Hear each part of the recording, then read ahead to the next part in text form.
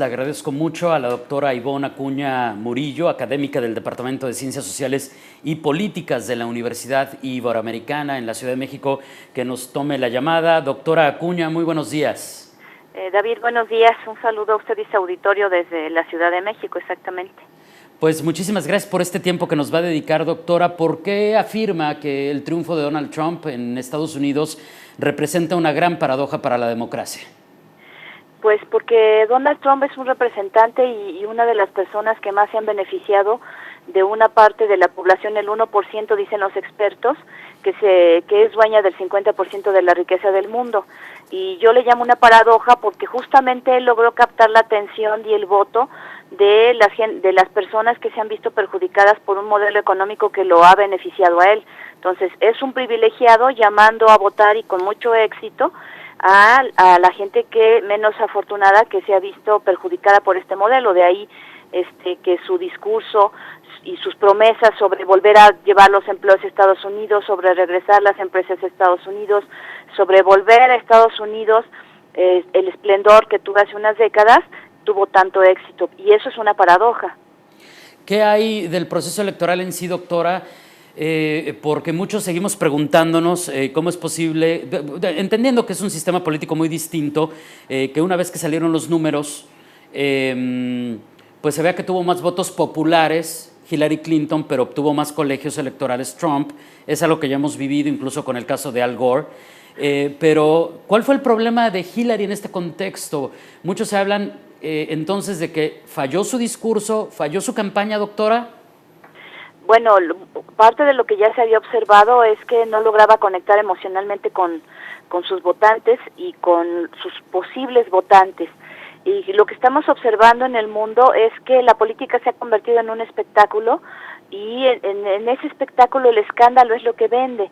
Entonces, aparentemente la gente no le pone tanta atención a lo que el político dice, sino a cómo lo dice, cómo se ve. Y en ese caso Donald Trump, bueno, pues dominaba el escenario, ¿no? Con ese discurso estridente, con esa agresividad, con ese ataque a ciertos grupos sociales a los que identificó además como los culpables de la debacle, digamos, lo que él llamó la debacle económica de Estados Unidos, entre ellos los mexicanos. Justamente atrapó la atención que Hillary no pudo atrapar. Hillary es una política, a diferencia de Trump, que no tiene experiencia política y no está preparado para gobernar. Hillary sí está preparada para gobernar, tiene la experiencia, tiene los conocimientos, tiene no solamente formales, sino de tantos años de participación en la vida pública en Estados Unidos, pero es una mujer que es leída como más fría, como muy reflexiva, y su discurso es más complejo. De hecho, ella daba datos duros, ella hablaba de lo que se tenía que hacer, y Donald Trump no. Donald Trump, su discurso fue muy sencillo, con ideas incluso a veces que dejaban abierto a la interpretación. Cuando hablaba del gran problema de Estados Unidos, nunca dijo cuál era, y sin embargo dejaba el espacio abierto para que desde su imaginación cada quien lo escuchaba, los posibles votantes, llenaran ese espacio que él dejaba abierto y se pensara aludido a lo que el candidato estaba diciendo. Entonces, parte del problema, me parece que en la campaña de Hillary fue ese. Trató de subsanarse con la participación de Barack y Michelle Obama, del mismo Bill Clinton, que sí tienen, digamos, son carismáticos, que sí sus discursos podían ser más emotivos y podían jalar a la gente desde ese lugar.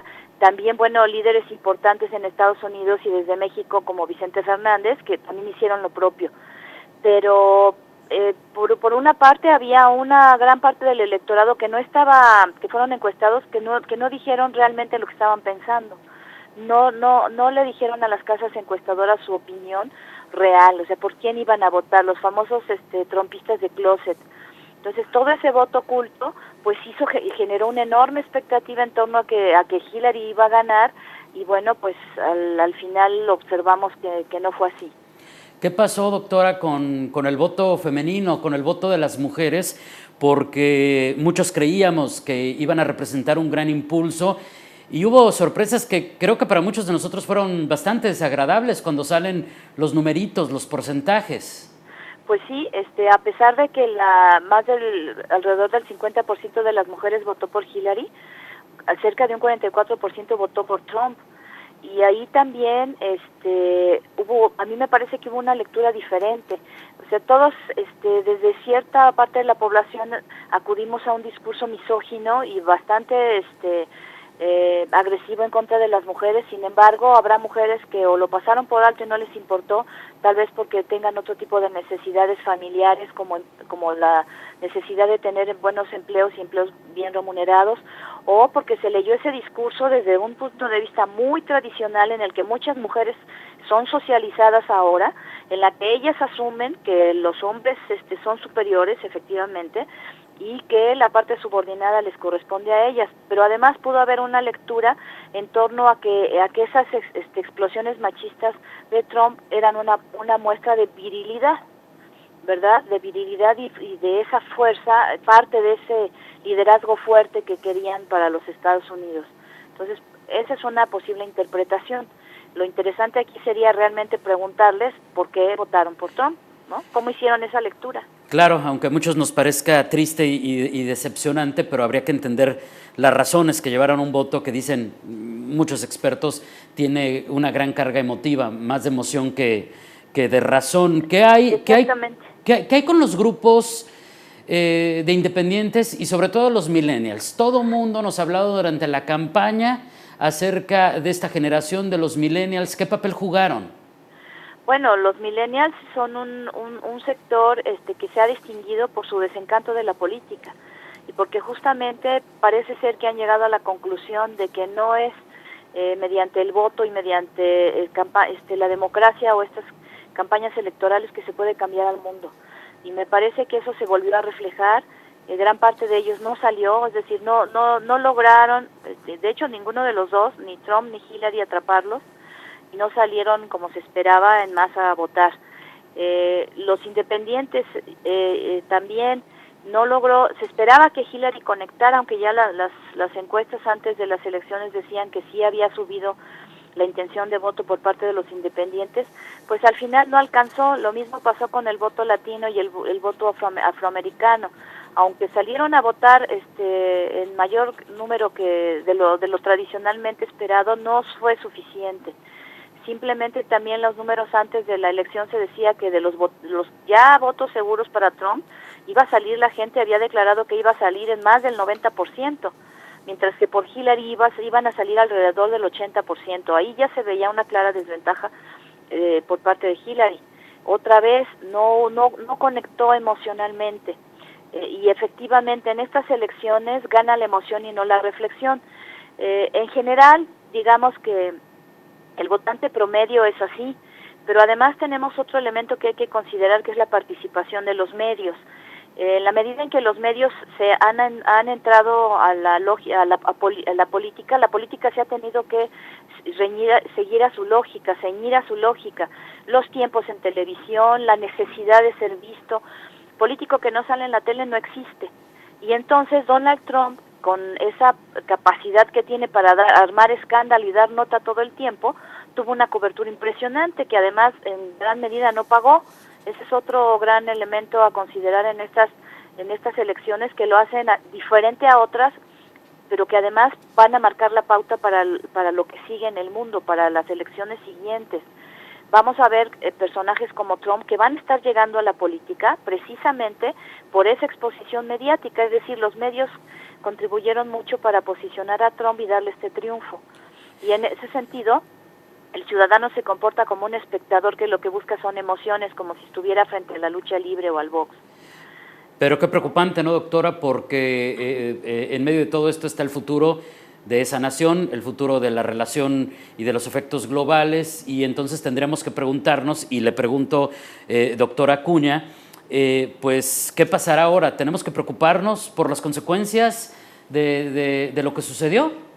Sí, es preocupante, primero por las amenazas vertidas por Trump durante la campaña, la construcción él le llamaba construcción del muro, un muro que ya está, pero que puede ser más grande, ¿no? O sea, realmente no ocupa absolutamente toda la frontera con nuestro país. la expulsión de migrantes, de indocumentados, impedir la entrada a migrantes. Ahorita tenemos un problema en la frontera con africanos y haitianos que están tratando de pasar a Estados Unidos y que están pasando a cuentagotas, y pues es un problema compartido, pero que también México tiene que tener muy presente, porque cuántos de esos se van a quedar aquí y presionan por empleos, por vivienda, por servicios. Entonces, sí es preocupante, me parece que el gobierno mexicano tiene que estar ya pensando en una estrategia de cómo va a responder a las amenazas que hizo, y que hoy pueden ser ya promesas, es decir, él tiene un electorado que lo va a presionar para que cumpla lo que prometió. Y parte de eso también tiene que ver con las exportaciones de México hacia Estados Unidos, con elevar los impuestos a los productos mexicanos, y todo eso, por supuesto que va a impactar. Y entonces ya el gobierno mexicano debería, si no es que la tiene ya, debería estar armando una estrategia perfectamente bien delineada para responder a todo eso. Ahora, como usted bien indica, no solamente a nosotros nos va a impactar más porque somos frontera y porque más del 80% de nuestro comercio, o alrededor del 80%, es con Estados Unidos, pero va a impactar también en otras partes del mundo. Y lo que yo mencionaba de cómo se está modificando la política a partir de la intervención de los medios, es preocupante para todo el mundo, porque van a seguir llegando personajes estilo Trump. Aquí en México también, en Guatemala llegó un comediante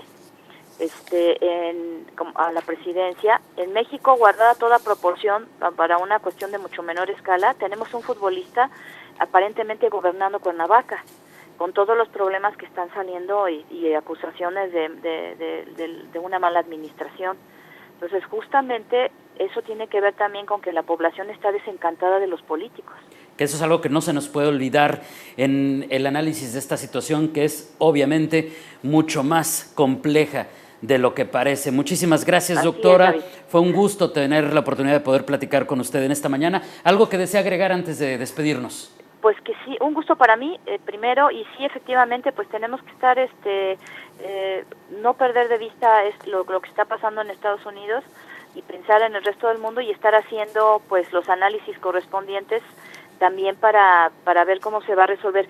Lo último que sí me gustaría agregar, que otra de las cuestiones que justamente está reflejando el triunfo de Trump es el fracaso el desencanto hacia los políticos, pero también el fracaso de un modelo económico llamado neoliberal, que está haciendo agua por todos lados, y que precisamente él logró captar de alguna manera ese desencanto ofreciendo un discurso, pero a la larga él, como representante de ese mismo modelo, no creo que vaya a dar soluciones ni vaya a modificar el modelo que Estados Unidos e Inglaterra le impusieron al mundo en la década de los 80. Y entonces su triunfo será un contenedor en torno a esas emociones y esas necesidades desbordadas, pero cuánto tiempo va a durar no sabemos. Claro, y finalmente muchos nos quedamos preocupados porque entendemos esa parte, se aprovechó de esas circunstancias, sí reales, pero nunca escuchamos cómo es que planteaba solucionarlas. Doctora, gracias, buenos días. Hasta luego, David.